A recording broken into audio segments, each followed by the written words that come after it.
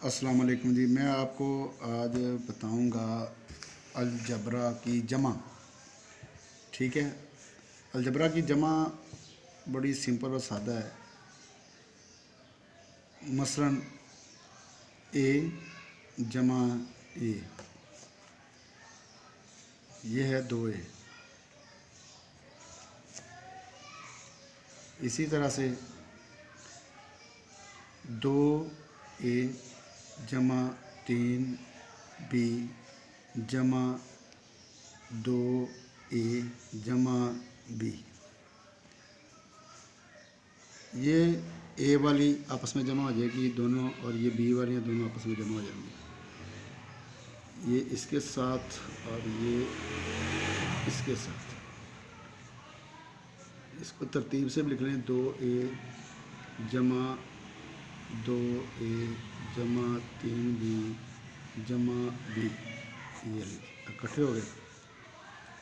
ये 2 और ये 2, 4, और ये एक के साथ आ जाएगा दरमियान में, क्योंकि जमा की अलामत है तो ये जमा ही आएगा। 3b और एक ये भी, ये 4b।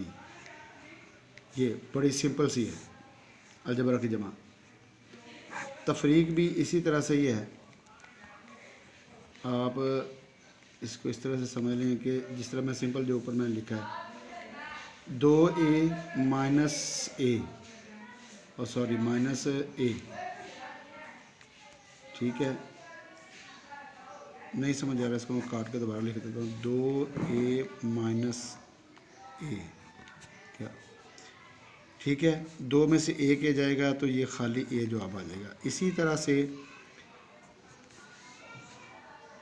4a minus B minus 2a minus 4b,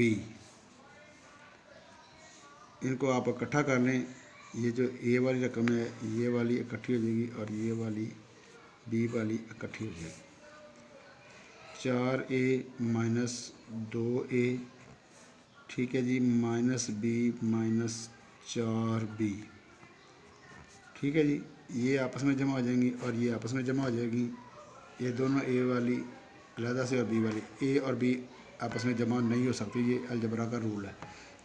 ठीक है, 4 में से 2 गया, बाकी 2 आ गया, 2a आ गया, और उसके बाद माइनस बी माइनस 4b, ये माइनस 5b आ जाएगा।